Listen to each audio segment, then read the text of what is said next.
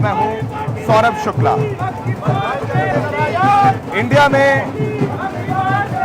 चुनाव है, चुना जाएगा कि प्राइम मिनिस्टर कौन बनेगा।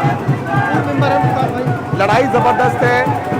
बीजेपी की तरफ से प्रधानमंत्री मोदी तीसरी बार लोगों की अदालत में है, वहीं विपक्ष ने एक इंडिया अलायंस बनाया है और इंडिया अलायंस विपक्षी दलों का, ऑपोजिशन पार्टीज का एक समूह है। किसकी जीत होगी, कौन जीतेगा, उसमें एक बहुत अहम बड़ा रोल होता है यूपी का, उत्तर प्रदेश, वो स्टेट इंडिया का जहां से 80 लोकसभा सीट्स आती हैं। कब? पिछले इलेक्शंस में बीजेपी ने यहां पर 80 में 65 सीट जीती और केंद्र में यानी सेंटर में प्रधानमंत्री मोदी प्रधानमंत्री के ताज पहनते हैं। इस बार भी इन 80 सीट्स पर जबरदस्त लड़ाई है। वेस्ट यूपी में है जो कि गन्ना बेल्ट है, शुगर केन बेल्ट है। यहाँ पर एक बहुत दिलचस्प लड़ाई है। वो लड़ाई है चंद्रशेखर बनाम बीजेपी। चंद्रशेखर जो कि कहा जा रहा है युवा यंग ऑल्टरनेटिव है मायावती की दलित पॉलिटिक्स को लेकर के। ही इज एन एक्टिविस्ट, कहाँ मिला? Now activist turned politician.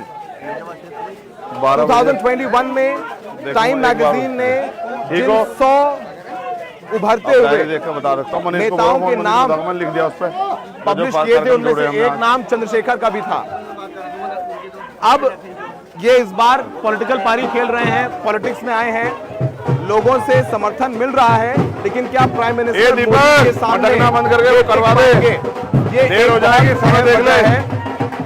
हम उनके प्रचार में हैं, वो डोर टू डोर कैंपेन कर रहे हैं। उत्साह है लोगों में। इस बेल्ट में जो चुनाव होता है ज्यादातर थोड़ा कम्युनल होता है। यहाँ 2013 में 2014 में कम्युनल राइट्स में हुए थे और वहीं पर चंद्रशेखर बहुत बहुत शुक्रिया बीओए इंडिया से बात करने के लिए। आपका इलेक्शन क्या हाल है? एक हाई प्रोफाइल इलेक्शन है। 2021 में आपको टाइम मैगजीन ने 100 इन्फ्लुएंशियल लीडर्स की लिस्ट में तय किया था। आप ये चुनाव अपने लिए किस तरीके से देखते हैं? क्या चुनौतियां हैं, क्या मुद्दे हैं जिनको लेकर के आप यहाँ मैदान में आए हैं? चंद्रशेखर यहाँ पर BR अम्बेडकर की प्रतिमा पर फूल अर्पित कर रहे हैं, अपने रिस्पेक्ट पे कर रहे हैं। आज बाबा साहब भीमराव अम्बेडकर का जन्मदिन है और एक बहुत अहम दिन है। बाबा साहब भीमराव अम्बेडकर को भारत में कॉन्स्टिट्यूशन का निर्माता माना जाता है और खासकर सभी समाजों में और खासकर दलित समाज में बाबा साहब भीमराव अम्बेडकर को भगवान से कम दर्जा नहीं दिया जाता है। तो यहीं पर चंद्रशेखर फूलार्पण करके अपने डोर टू डोर कैंपेन को आगे लेकर के जा रहे हैं। ये नगीना लोकसभा कॉन्स्टिट्यूएंसी है जो कि ट्रेडिशनल तौर पर दलित बहुल सीट है। यहाँ से लगातार बीएसपी जो कि मायावती की पार्टी है वो यहाँ से लगातार जीतती रही और इस बार चुनौती दे रहे हैं। पहनूंगा जिस दिन राज कहा जा जाएगा। क्या चंद्रशेखर ज्वाइंट अपोजिशन की तरफ से कैंडिडेट बनना चाहते थे चंद्रशेखर, बट ज्वाइंट अपोजिशन में अखिलेश यादव ने, राहुल गांधी ने, इन तमाम लोगों ने इन्हें अपना कैंडिडेट नहीं बनाया। तो ये अपनी पार्टी, अपनी नई पार्टी आजाद समाज पार्टी से इस मैदान में हैं। तो चंद्रशेखर से बात करेंगे, जानेंगे, समझेंगे कि कैसा चल रहा है उनका कैंपेन, क्या है उनके मुद्दे। यहाँ पर तमाम लोगों से, महिलाओं से, बुजुर्गों से माता जी सोच रही हैं, मिलते नजर आ रहे हैं, उनकी बातें सुन रहे हैं, उनकी मांगे क्या है, उनकी डिमांड्स क्या है, वो सब सुन रहे हैं। ठीक, मदद करें सब लोग। चंद्रशेखर, आपका इलेक्शन बहुत दिलचस्प है और बहुत लोगों को इंटरेस्ट है इंडिया में भी और वर्ल्ड में भी, क्योंकि जब टाइम मैगजीन के 100 इन्फ्लुएंशियल इमर्जिंग लीडर्स में आपको डाला गया था, तो आप देश में एक अहम नाम और अहम मुकाम हासिल कर पाए थे। तो क्या मुद्दे हैं जिनको लेकर के आप जनता के बीच में हैं? मैं चंद्रशेखर आजाद, जब मुझे टाइम्स मैगजीन में जगह दी गई तो मेरे कंधों पे जिम्मेदारी थी कि मैं उस बात को मजबूत करूं और उस जो उम्मीदें मेरे नाम के साथ जोड़ी गई थी, जो उम्मीदें मेरे नाम के साथ जुड़ी थी, उन उम्मीदों पे मैं खरा उतरूं। भैया क्या हाल है? और आज मैं उसी को चरितार्थ करने निकला हूँ। जय भीम। उस दिन के बाद मैंने चैन से सो के नहीं देखा।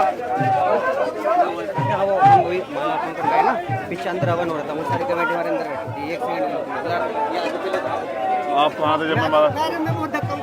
चलिए चलिए तो ऐसा नेता होगा तो फिर समाज का नुकसान कितना होगा बताओ। चलिए फिर। हाँ, आप बता रहे थे कि मुद्दों को लेकर के हैं। चंद्रशेखर लगातार लोगों से मिल भी रहे हैं और हम जानबूझकर चाहते थे कि चंद्रशेखर के साथ इस प्रचार में चले, क्योंकि इस कॉन्स्टिट्यूएंसी में 3.5 लाख दलित वोटर्स हैं। चंद्रशेखर भी उसी समाज से आते हैं, आप भी खड़े जिस समाज से बीएसपी आती है, और कह रहे हैं कि ये इस बार जो 3.5 लाख दलित वोटर है वो इनके साथ जाएगा और दलित वोटर जिसके साइड जाता है हो गया? वो बिजनौर और नगीना लोकसभा से चुनाव जीतता है। हर बार ये कॉम्बिनेशन।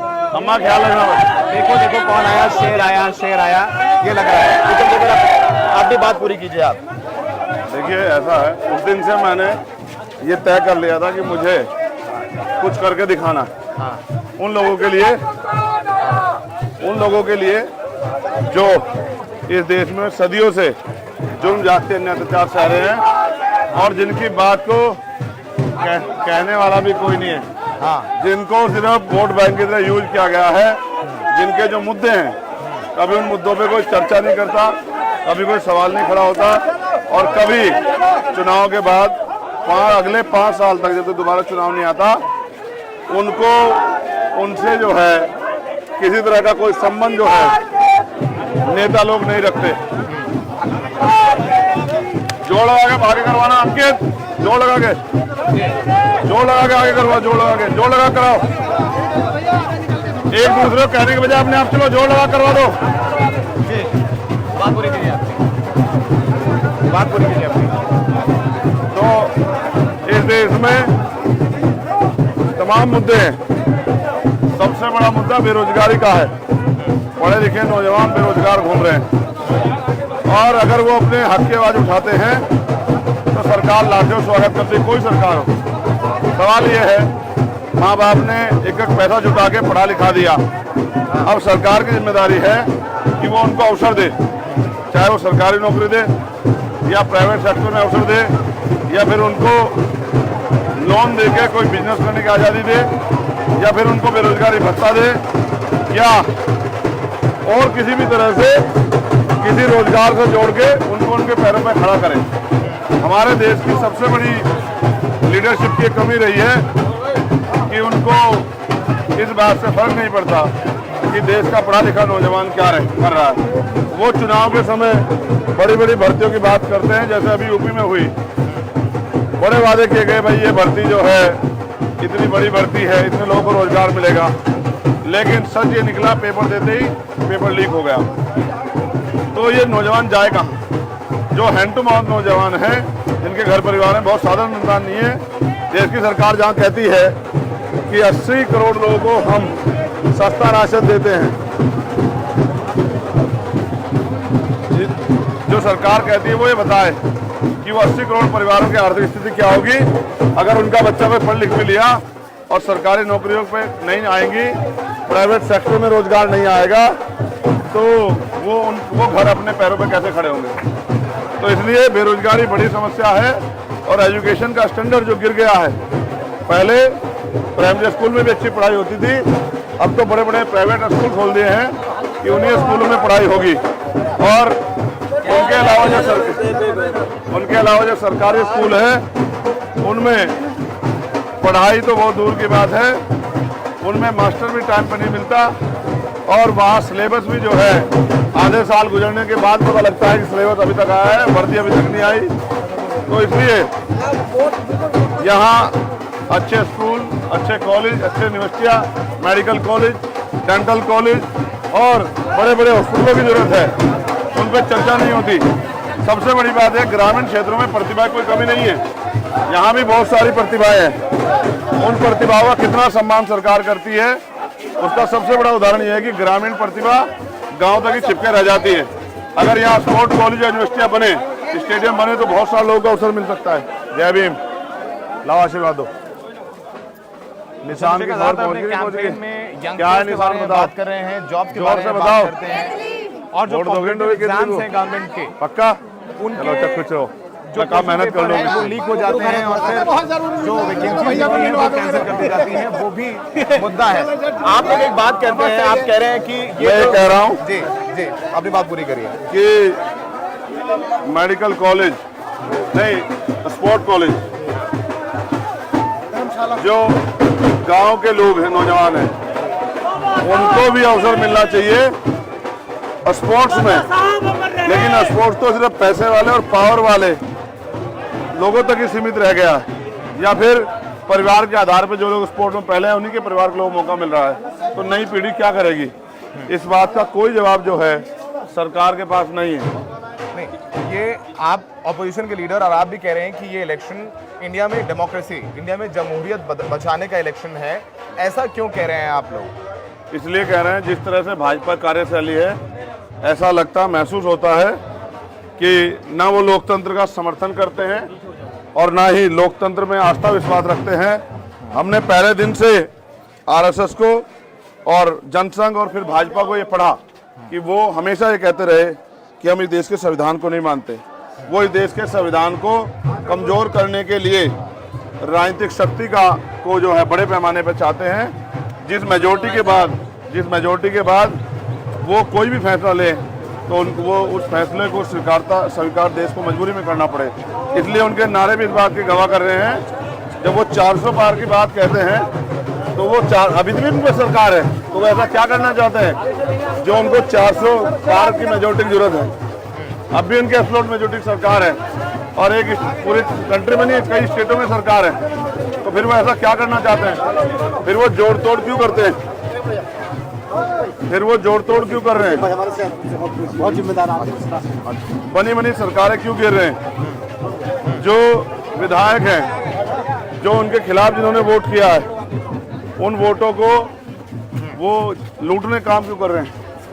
वो जैसा मैंने कहा, जनता ने जब समर्थन करके सरकार बना दी, उस सरकार को तोड़ के अपनी सरकार बनाते हैं, हाउस ट्रेडिंग करते हैं, पैसों के आधार पे विधायकों को खरीदते हैं। सामने किसी से छिपाव नहीं है।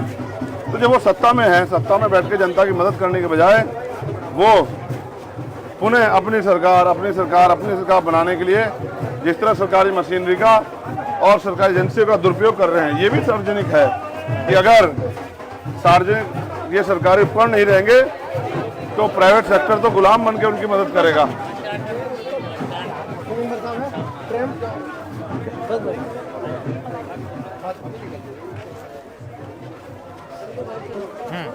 तो इसलिए क्योंकि सरकारी उपक्रमों में तो आगे जाके लगा लो। सरकारी उपक्रमों में तो जनता का के अधिकार हैं कि आप हॉस्पिटल स्कूल को छोड़ के नहीं भाग सकते हैं, आप दफ्तर को छोड़ के नहीं भाग, जितने घंटे ड्यूटी आपको बैठ के काम करना पड़ेगा। लेकिन प्राइवेट सेक्टर में तो कोई वो नहीं है। चंद्रशेखर, एक इंडिया में एक कॉन्ट्रोवर्शियल एक्ट है जो लागू हो गया है, सिटीजनशिप अमेंडमेंट एक्ट। उसके अगेंस्ट आपने भी प्रोटेस्ट किया, लाठीचार्ज भी सहा, जेल भी गए होंगे। सिटीजनशिप अमेंडमेंट एक्ट को लेकर के आप लोग आगे चल के काम करो। अच्छा साहब, पीछे नहीं हटाओ। चंद्रशेखर तो लोगों से चंद्रशेखर मिलते हुए, आगे बढ़ते हुए, सिटीजनशिप अमेंडमेंट एक्ट जिसको लेकर के अभी करवा रहे हैं, बहुत आंदोलन था, वो लागू हो गया है। वो बीजेपी ने, यानी सेंट्रल गवर्नमेंट ने ठीक इलेक्शन से पहले उसको लागू कर दिया है, सीए को, जिसके खिलाफ आप लोग लड़े। क्या आपके कैंपेन में वो भी एक बहुत बड़ा मुद्दा है? देखो, इस बात को समझना पड़ेगा। अगर हम पढ़े लिखे व्यक्ति हैं तो हम इस बात को समझें कि सरकार किस समय पे क्या कदम उठा रही है। ये पूरा जो 4 साल बाद जो ये तत्कालिक जो चीज़ें की गई है, वो चुनाव में इनको लगता था इस बात को सुन के मुस्लिम सड़कों पे आ जाएगा डर कर, और इनको इसका राजनीतिक फायदा होगा। ऐसा नहीं हुआ, बहुत समझदारी दिखाई गई, और मैं हर उस कानून का विरोध करता हूं जो देश के संविधान के खिलाफ और संविधान के आधार पे जो ये बात सुनिश्चित हुई है कि जाति धर्म के आधार पर गैर बराबरी नहीं होगी। जब एक खास एजेंडे के तहत आप कोई कार्यक्रम बनाते हैं और क्या कोई कानून बनाते हैं तो उसकी नीयत को भी समझना चाहिए। नीति और नीयत पे बहुत कुछ डिपेंड करता है। तो भाजपा की जो नीयत है वो इस कानून के जरिए एक डर का माहौल बनाकर, और इसलिए कि भाई ये लोग डरकर सड़कों पे आ जाएं और भाजपा इसका राजनीतिक फायदा उठा सके, उन्हीं के बीच में भाजपा के लोग घुस के उस आंदोलन को चंद्रशेखर कह रहे हैं कि उस आंदोलन को कमजोर कर दें और उस आंदोलन को बदनाम करके जो है भाजपा के लोग उन्हें सत्ता में आ जाएं। ये एक सोची समझी साजिश है। इस साजिश को हम लोग समझते हैं और हम इस साजिश को समझ के हमने तय किया कि अभी चुनाव के बाद बहुत सारी चीजें चुनाव के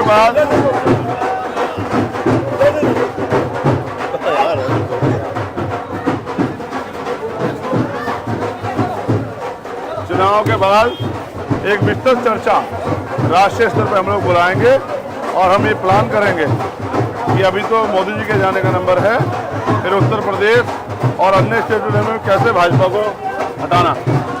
लास्ट क्वेश्चन आपसे, आप अपनी नई बनाई पार्टी से मैदान में हैं, ऑपोजिशन ने आपका साथ नहीं दिया।